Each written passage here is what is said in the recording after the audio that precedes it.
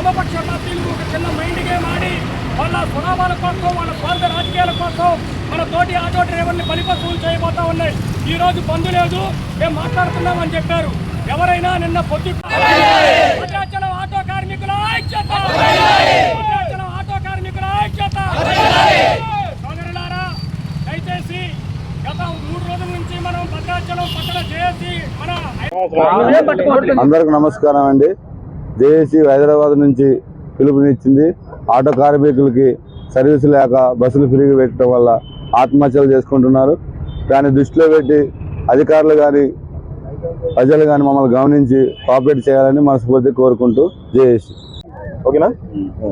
ఈరోజు భద్రాచల పట్టణంలో తెలంగాణ రాష్ట్ర వ్యాప్తంగా మా ఆటో జేఏసీ నాయకులు ఇచ్చిన బంద్ పిలుపు మేరకు భద్రాచలం డివిజన్, భద్రాచలం నియోజకవర్గం, భద్రాచల పట్టణం కూడా, భద్రాద్రి కొత్తగూడెం జిల్లా మొత్తం కూడా మాకు ఇచ్చినటువంటి నాయకుల పిలుపు మేరకు భద్రాచల పట్టణ జేఏసీ ఆధ్వర్యంలో 14 ఆటో యూనియన్లు మొత్తం ఒక తాటిపైకి వచ్చి ఈరోజు భద్రాచలంలో ఆటోలు కూడా మేము ఆపి మా నిరసన తెలియజేయడం జరుగుతుంది. ముఖ్యంగా తెలంగాణ రాష్ట్రంలో కొత్త ప్రభుత్వం ఏర్పడి సంవత్సరం కావస్తుంది. మహాలక్ష్మి పథకం కింద ఫ్రీ బస్సులు పెట్టి మా జీవితాన్ని ఆగం చేశారు. మేము ప్రభుత్వాన్ని నిందించడం లేదు, మేము ప్రభుత్వానికి వ్యతిరేకం కాదు. ప్రభుత్వం పెట్టిన మహాలక్ష్మి పథకానికి కూడా మేము వ్యతిరేకం కాదు. కాకపోతే మా తోటి ఆటో డ్రైవర్లు అందరికీ కూడా సమన్యాయం చేయాలని, ప్రతి ఒక్క ఆటో డ్రైవరు ఈ తెలంగాణ రాష్ట్రంలో కొత్త ప్రభుత్వం ఏర్పడిన తర్వాత 27 మంది తెలంగాణ రాష్ట్రం మొత్తం ఆటో డ్రైవర్లు బలిదానాలు చేసుకున్నారు. వాళ్ళ భార్య బిడ్డలు రోడ్డు మీద పడ్డాయి. కుటుంబ పెద్ద చనిపోయిన తర్వాత, ఆ దిక్కు కోల్పోయిన తర్వాత ఆ భార్య పిల్లల పరిస్థితి చాలా దారుణంగా ఉంది. కనీసం వాళ్ళను కూడా పట్టించుకున్న పరిస్థితి లేదు. ఈరోజు మేమందరం కూడా ప్రతి ఒక్క ఆటో డ్రైవర్ మానవత్వంతో తోటి డ్రైవర్లకు రోడ్డు సర్వీసులు లేక, ఆటో కిస్తీలు కట్టుకోలేక, ఫైనాన్సులు వేధింపులు తట్టుకోలేక 27 మంది బలిదానాలు చేసుకొని చనిపోయారు, ఆత్మహత్యలు చేసుకొని. హైదరాబాదు నడిబొడ్డున అసెంబ్లీ సాక్షిగా ఒక ఆటో డ్రైవర్ ఆటోను కూడా తగలబెట్టేసి ఆయన నిరసన తెలియజేశాడు. కనీసం ఇంత జరుగుతున్నా కూడా మరి ఎందుకు పట్టించుకోవడం లేదు ప్రభుత్వం, మాకు అర్థం కావటం లేదు. అయ్యా ప్రభుత్వ పెద్దలారా, అయ్యా రేవంత్ రెడ్డి గారు, మీరు కింది స్థాయి నుంచి పై స్థాయి వరకు మీరు ఎదిగిన వారు. ఇప్పుడు సీఎం హోదాలో మీరు ఉన్నారు.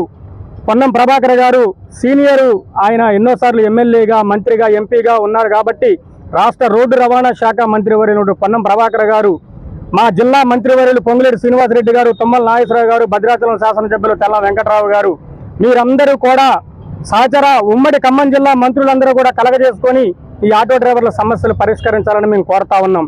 ఈ సమస్యలు ఎలా పరిష్కరించాలి, మమ్మల్ని ఎలా తీసుకెళ్లాలంటే మా డిమాండ్లు మేము కొన్ని పెడతా ఉన్నాం. మాకు ఆటో డ్రైవర్లకు ప్రత్యేక బోర్డును ఏర్పాటు చేయాలి. ప్రతి ఒక్క నిరుపేద ఆటో డ్రైవర్కి ఉండటానికి డబుల్ బెడ్రూమ్ ఇల్లులు కేటాయించాలి. అలానే 9,000, 10,000, 12,000 చొప్పున కిస్తీలు కట్టుకోలేక సతమతం అయిపోతా ఉన్నారు. ఈ మహాలక్ష్మి పథకం కింద రోజుకి 400 నుంచి 500 కూడా ఇంటికి పట్టగలేని పరిస్థితి. అందులో కిస్తీలకే సగం డబ్బులు పోతా ఉన్నాయి. డైలీ ఫైనాన్షియల్ వేధింపుల వల్ల ఇంట్లో కుటుంబ భారాన్ని మోయలేక మానసిక ఒత్తిళ్లతో తను మద్యానికి కూడా బానిసైపోయి చనిపోయే పరిస్థితికి వస్తూ ఉంది. అంటే తప్పుడు నిర్ణయాలు ఒక ఆటో డ్రైవర్ తీసుకుంటున్నారు. ఎందుకంటే ఈ బాధలు మేము తట్టుకోలేక మా 3 చక్రాల బండి రోడ్డు మీదకి వస్తే కానీ మా నోట్లోకి ముద్దాలనే పరిస్థితి. మమ్మల్ని దయచేసి మీరు గుర్తించండి. ఇంతకుముందు గత ప్రభుత్వాలు మమ్మల్ని ఇంత ఇదిగా వేధించలేదు. మీరు మంచి మనసున్న ఇందిరమ్మ రాజ్యంలో ఇందిరమ్మ ప్రభుత్వం అంటున్నారు కాబట్టి మా గురించి ఆలోచించండి. ప్రతి ఆటో డ్రైవర్కి నెలకి మీరు కనీసం ఒక 6,000 రూపాయలు ఆర్థికంగా మీరు మాకు సాయం చేసినా మేము ఒడ్డున పడతాము.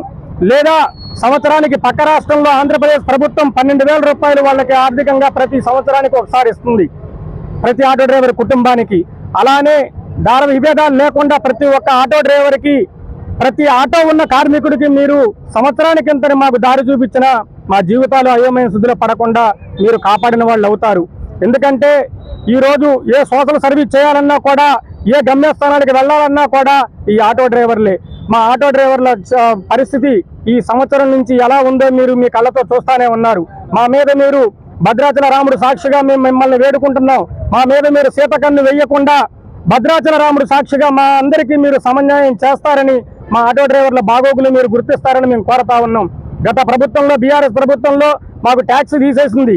ఇన్సూరెన్సులు పెరిగిపోయినాయి. ఇప్పుడు ఆ ట్యాక్స్ కూడా ఇప్పుడు మాకు లేకుండా ఇన్సూరెన్సులు మాకు తగ్గించి, ఇన్సూరెన్స్ వాళ్ళతో, కంపెనీ వాళ్ళతో మీరు మాట్లాడి థర్డ్ పార్టీ ఇన్సూరెన్స్ మాకు ఫ్రీగా చేయించే విధంగా అయినా సరే మా డ్రైవర్లకి మీరు సపోర్ట్ చేయవలసిందిగా మేము కోరుతా ఉన్నాం, డిమాండ్ చేస్తూ ఉన్నాం.